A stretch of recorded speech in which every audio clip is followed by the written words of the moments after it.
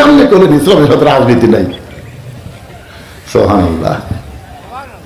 কি খলিফা হারুন দেখলো আসলেই তাই, পাগলা হাসে কান্দে, দরবারের সৌন্দর্যই তো নষ্ট হয়ে গেছে। ভাইলোল কাছে আসলেন, ভাই ভালো আছেন? পাগল বলতেছে, জনাব আপনি আমার ভাই বলেন? পাগল কেউ ভাই কয়? বললেন আমার একটা কাজ করে দেওয়া লাগবে ভাইজান, পারবেন? বলে কি কাজ?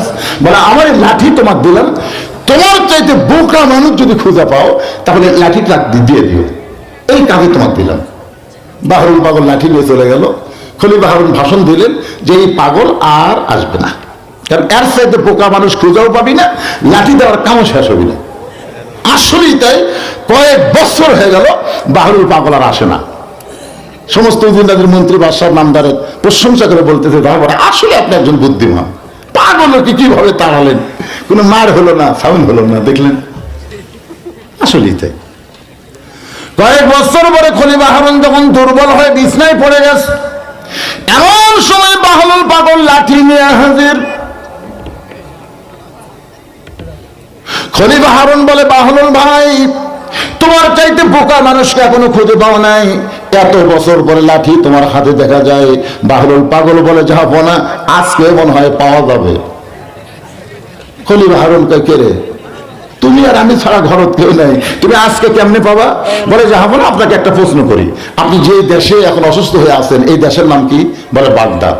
মনে করেন এই বাগদাদ থেকে আপনি যদি সুস্থ হয়ে 10 দিনের সফরে মক্কায় যান, তাহলে আপনি কেমনে যাবেন? খলিফা হারুন বলতেছে, বাগদাদ হলো আমার চেনা, মক্কা হলো আমার অচেনা। তো অচেনা শহরে 10 দিনের সফরে গেলে মাল সামানাত জোগাড় করি আমাকে রওনা দেওয়া লাগবে, কারণ সফরের হালতে যেন কোনো কষ্ট না হয়।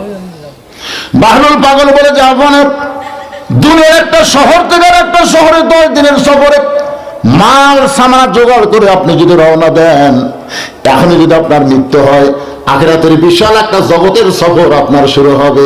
ওই আখিরাতের বিশাল জগতের সফরের জন্য আপনি কতটুকু মাল সামানা জোগাড় করেছেন?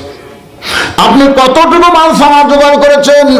খলিফা হারুন কান্দে, শুধু কান্দে আর কান্দে। বাহলুল পাগল বলে, কান্দেন কেন? বলে, আসলে বাহলুল এতদিন মনে করেছিলাম তুমি পাগল, কিন্তু আজকে তুমি এমন একটা কথা বললা ভাই, এখন যদি আমার মৃত্যু হয় ওই আখিরাতের জগতের জন্য তেমন কিছু তো আমি জোগাড় করতে পারি নাই।